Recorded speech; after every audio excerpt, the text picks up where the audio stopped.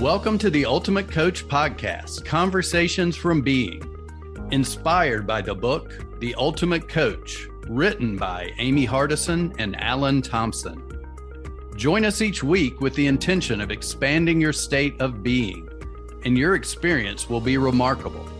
Remember, this is a podcast about being. It is a podcast about you. To explore more deeply, visit theultimatecoachbook.com. Now, enjoy today's conversation from Being. Welcome to the Ultimate Coach Podcast, Kai Henderson. I love your laugh. Let us hear your laughter. Thank you. Thank you. I'm really happy to be here. You're so very welcome. You're so very welcome. You know, it was a joy to meet you in Mumbai and to reconnect since we've been back. And I want people to know who you are. And that's why I asked you, please, let's begin the interview with your laughter, because you are someone who is happiness. You know, to me, you are grace and the essence of the purity of humanity. I also want people to know who you be in the world. So I'm going to read a little bit of your bio, if that's okay. Absolutely. Thank you. Absolutely. So Kai Henderson has graced the stages of Harvard Medical School, the World Economic Forum headquarters in New York City, Times Radio, Talk Radio New York City, Total Faith Network, and much more. She's a former agency publicist gone rogue. And she's guided by her intuitive nature. She sets out on an adventure to be the magic she wished to see in the world. And today she's empowering spiritual entrepreneurs to be your own publicists by securing high-level media features and six-figure opportunities on their own so that they can create a life of freedom and massive impact while remaining authentic and aligned with their truest self. And so welcome, Kai Henderson. And I'd love to start off by just saying how grateful I am to just be here, and to be here with you. Yes. That's how I start my day. And that's how I'd love to begin this conversation. Thank you for letting the listeners know what it is that I do and who it is that I be. I'll tell you a story about. Just so we can, right? So we can tune in our listening to this, right? Let's do that. I just had a miraculous phone call with Harry ACL right before this interview. He called me like 15 minutes before, right? And I could have been like, no, I'm getting ready for the interview, you know, being all like serious. But I picked up, I was like, Harry, you're calling me at just the right time. Yes. And what he got me really present to was something that I've been cultivating over these past couple of, I could say that this is a lifetime of cultivation, actually. And that is that before we met at Mumbai, I had the honor of having a conversation with Steve. And I love that I'm seeing in the group that people are sharing their experiences from their conversations with Steve. I think Robert had just posted a trifecta of, a vignette of his experience with Steve. I was like, oh, that's beautiful. It's beautiful that we're being with our experience of ourselves while we're being with this other person. My experience was that I had a conversation with Steve. He gave me some homework to do. I was so into doing that homework that I missed that he had given me a call back. And I want to make sure that we're tracking here together. So I missed that Steve called me back. And I was like, I was with my feelings about that and what I was making that mean. And I saw underneath the missed call that he said, "I'm so proud of you." And I could have called him back again to receive that acknowledgement, but I did something different. And I was with myself with what was coming up. I was calling him. If I had called him, I felt that I was calling him to get something, to get that acknowledgement. I said, "I'm not calling Steve back. Mm-hmm. I'm going to live my life so that I can give myself that acknowledgement." Yes. The next message that I sent to Steve after that was, "See you in Mumbai." And that was months after I received that message. That was November. I saw Steve in Mumbai, and everyone, and you in Mumbai in February. But I lived my life so that I was that acknowledgement for myself. Yes. I love that. I want to pause there. I know that you're going somewhere with this, but this is a very important point. Yeah. That you're living your life to be the acknowledgement for yourself. Right. For me, that is the ultimate in being. Because so often, and you even said it, we take certain signs to tell us what to do. And you took that as a sign of who and how to be. Thank you. You're welcome. Continue.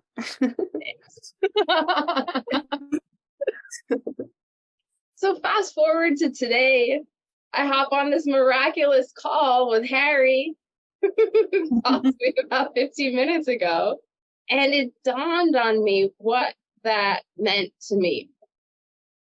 And, in my document, part of my document, which is on my Facebook page, I used excerpts from it. I just did, my latest excerpt was "Freedom is, I am that." And Harry was asking me some really profound questions about who it is that I be. And I said, "Harry, it just came out, Harry, that my life has been spent about being that." I said, "Thank you, Harry, for asking me that question, because in this moment, I'm realizing that I am this." And that moment to me is the epitome of being the acknowledgement, being complete, being who I am, who I truly am. I am this. That's why I'm laughing when we talk all the time, Cordelia. That's why I'm so happy. I get to be this. Yeah. That's so good. And I love that, part of your document is freedom and I am that, right? And the other thing that my mind went to was you get to be this, right? So like, do you know French? Right? So like in French, there's like celui-ci, celui-là, right? It's like the distinction between this and that, right? So sometimes there are things that are clearly away from us. And then sometimes there are things that are clearly us. And so I was hearing that distinction in what you said. And regarding freedom, I had posted something also, I think just yesterday, that freedom is about creating boundaries and having discipline. And in order to do that, you have to know your requirements. And in order to know your requirements, you have to be in the practice of nurturing yourself. That's right. Right? So freedom is free when you know your requirements. So that, that's my next question for you. What are your requirements to be this? Wow. And And I'll take that journey with you as I discover for myself what that is. Mm. And what this is. Now that we've created that distinction. Wow. And requirements, right? Requirements. When I saw your post about that, one of the words that stuck out to me was boundaries. Mm-hmm. And there's a distinction that I remember about a leaf falling into a river. If you were the leaf, then you are going with whatever direction the river takes you, Mm-hmm. right? And what if we are the river? Mm-hmm. The distinction between this and that occurs to me just like that analogy. Mm. This being the river, being the direction, being the steward, but being it all. So if there's a container that's necessary, I'm not aware of it in this moment.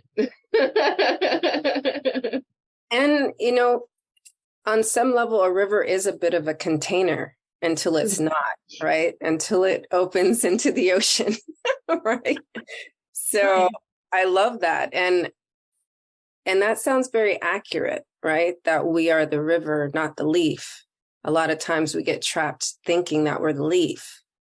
And we're really grateful to be flowing on the river, And what if we are the river, which is more accurate, that empties out into the ocean, because we are that, right? Because in reality, all of us are just from one source, our one source, existing as one source. We are, rivers and tributaries away from the ocean, but we all ultimately empty into the ocean to be the one again. So I love that you've, brought that into the conversation.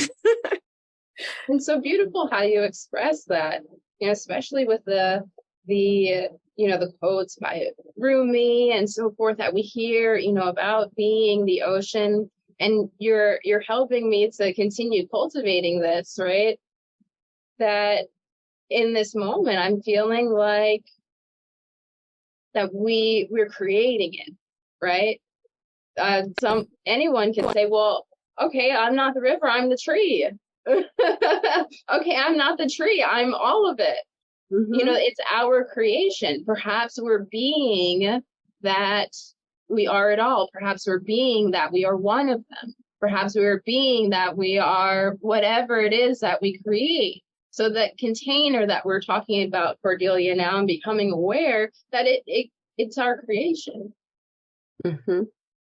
Yeah, we bifurcate ourselves away from the main source by choosing to be smaller, right? And not acknowledging that we're, even in the small portion that we choose, we're still part of the bigger. Because even as you say you're a tree, right? You do understand there's like a whole system of trees that they connect by the roots. You see, so you're still not just a tree. A tree is not just a tree. And, so all these tree systems, they meet roots throughout the world. They do. Now, on the point of trees, I'm going to tangent a little bit because I do love this analogy as well. I'm an avid hiker, so I do that here a lot in the US on the Appalachian Trail.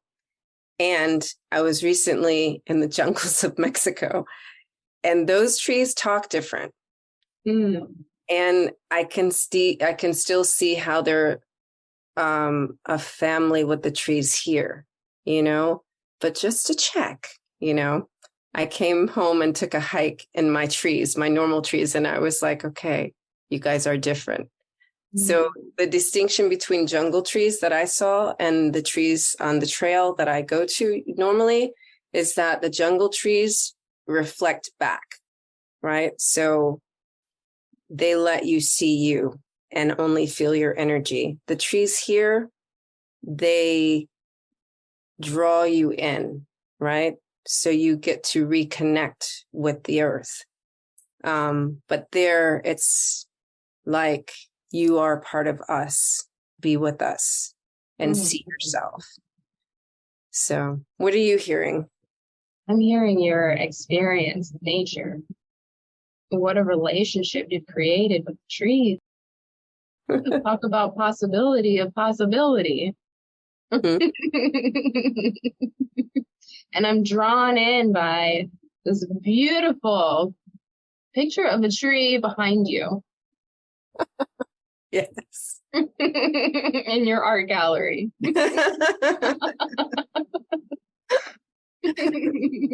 How apropos. Yes. Yeah. What a beautiful connection. Trees and water. And if you want to go back to, I'm not sure if this is a Rumi quote, but there's, the quote about being the shady tree. No, I don't. Yeah, I don't know that it's a Rumi quote, but there is, I'm going to like paraphrase it. It's like, be the shady tree for those who love you, right? So if we were to pull it all together, the analogies about, being a river, being a tree, being this, being that, being is, what would you say? Being is. I would put a period at the end of that sentence. Exactly. Right? I totally feel that, like, because once upon a time, Steve said to me, you should love what is, right? And now I experience life as life is, and what's not to love. Right? So you saying that being is, same thing. Yeah. And I've been writing a lot of poetry lately. So, getting really creative with the punctuation is a thing, right? Where do we decide to put the periods when we can do anything? Where do we put a comma when we can do anything? We can be that commas belong here or there, or they don't belong at all. This is truly our creation. I love how our entire conversation is illustrated behind you. We've got the ocean and the river and the sun, and we've got the tree. And then you've got the cosmos behind you. So, like, we got it covered.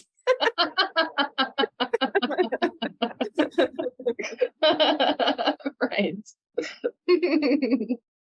Yeah. I love it.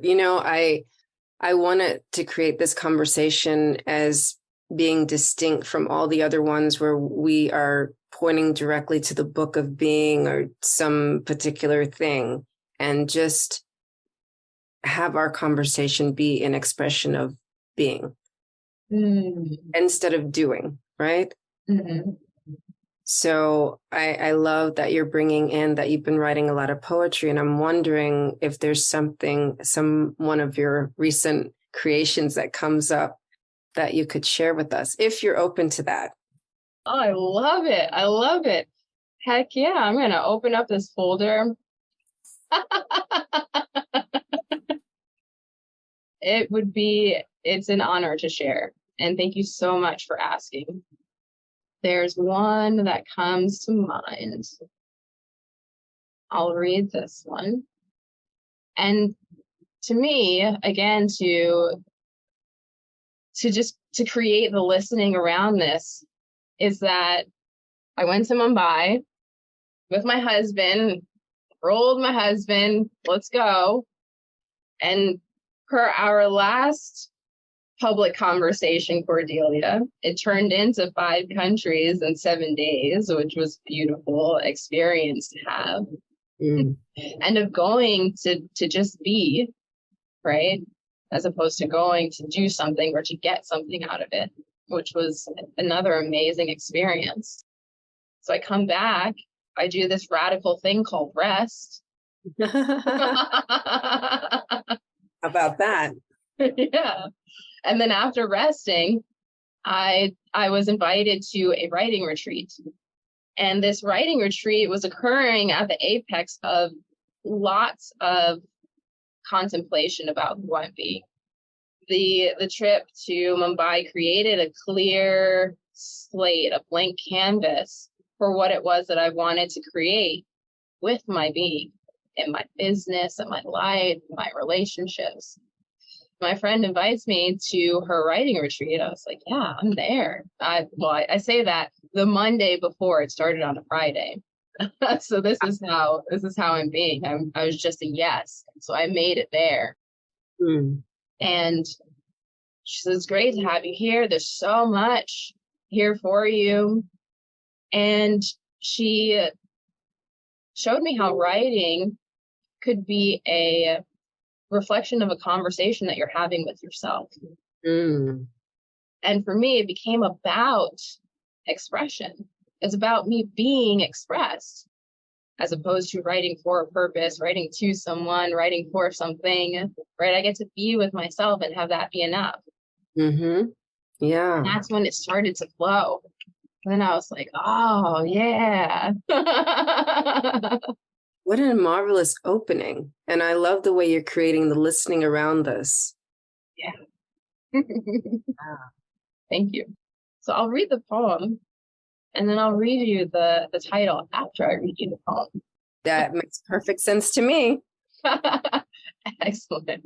The wild chance that I am freedom itself is a possibility I wear like a lace choker, close but not too close to leave room for disappointment.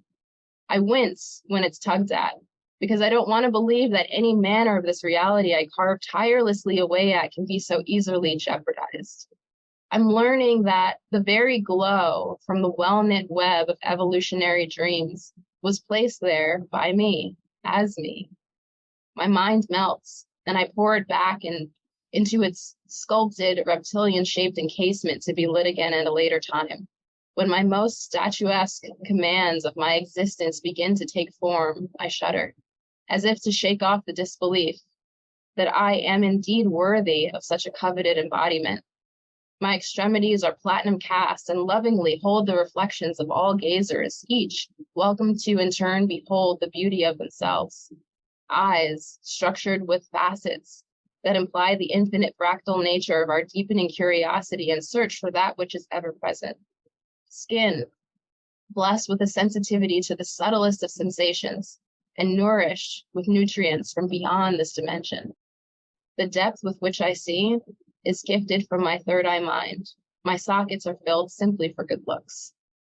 Being in the presence of my truest form, my truest self, summons me to a deep internal bow, an exaltation of the deliberate suspense and surrender of my choice to remember I am.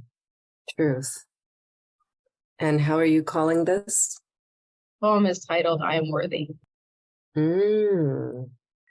I was going to guess at the title, but I was like, as I listened, I was like, there's so many possibilities here. I feel that the title probably has an I am something, but I wasn't sure what the I am could be. So I Am Worthy sounds accurate. It was accurate for when I wrote it. And in this moment, I would retitle it, I Am Freedom. That's my assumption. I was like, oh, it's called I Am Freedom. But then at the end, I was like, okay. But yeah. And you're free to call it however you want. You know, the title can float. Right. Maybe you make it I am ... right? It changes. Nice. Yes. It's a conversation. It's a conversation. The conversation continues every time that I read it to myself. The dialogue continues on the inside through my being. Who am I being about that I wrote this? Who am I being about these words? Who am I being about the feeling that it evokes? Who am I being about sharing it? Yeah. You're being infinite possibilities in love. Ooh. That's how I experience you always. Yeah. I can't really remember not experiencing you that way. I mean, even when we met in Mumbai, you know, I think I made a joke. I was like, oh, you're the other me. Right.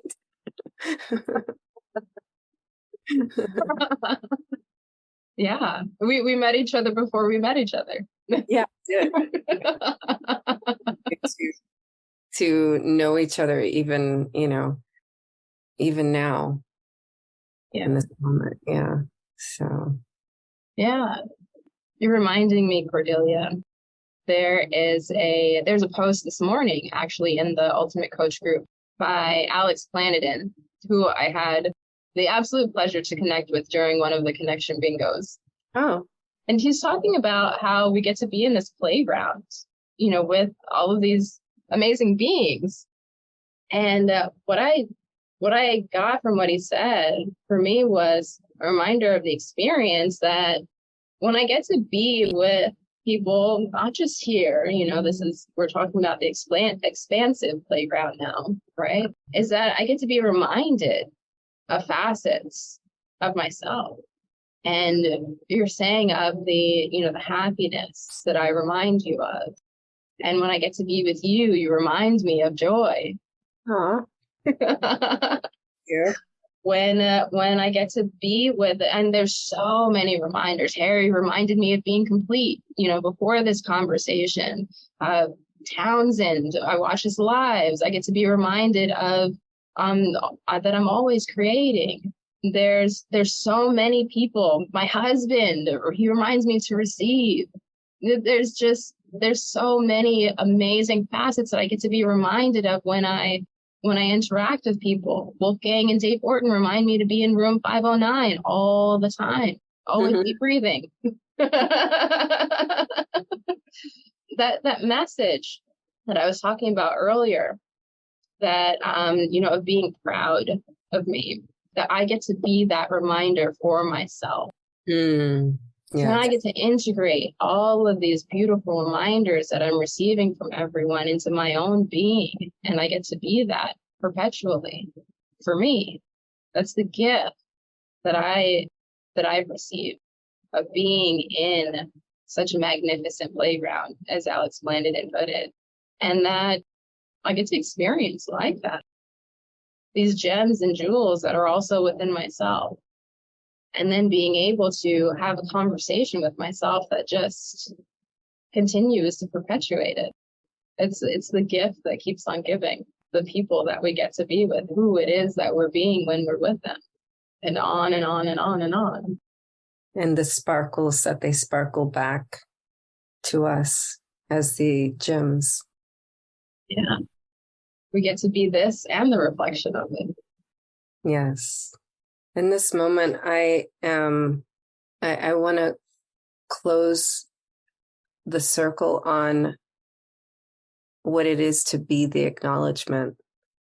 So now, having gone all the places with the analogies and listened to the poetry and, being in the gratitude and the joy and the infinite possibilities, create listening for the listeners on how they can create their world being the acknowledgement. Listening is one of the ways that I've been committed to creating from my listening. And it's possible to listen to the listening and to be with what's there. Another story to wrap this up is that there was a training that I was a part of to create purpose in one's life. I said, well, what do you do? And I'm going to alter that question to who do you be when everything and everyone in the world is healed, happy, whole? Like, what is it like to create purpose, to create from that space? And for me, what came up, what would I do? Who would I be from a space like that where everybody is happy, full, and complete? That I would just be with. The creating from being with whatever is there has been really significant for me. And I create it as an invitation, not one that has to be taken, but a possibility. Thank you. Thank you for sharing that. I think that's a perfect place to close our conversation, and with that invitation to the listener. And it's really been a joy being with you today. And I love that you're my final interview for the Ultimate Coach podcast. Such an honor. Thank you so much for having me here. And thank you so much for who you are for all of these people. Yeah. I appreciate you. You're welcome. And for those of you who are listening, share this with another heart and share this with another soul. Thank you for listening. If you know someone who would benefit from today's conversation, please share this podcast with them. Also, we invite you to visit theultimatecoachbook.com so you can continue your personal exploration of being. There you will find links to join our wonderful community, get your own copy of the Ultimate Coach book, and more. Simply go now to www.theultimatecoachbook.com. That's www.theultimatecoachbook.com. The link is also available in the show notes. We appreciate your support. Be blessed. Be you.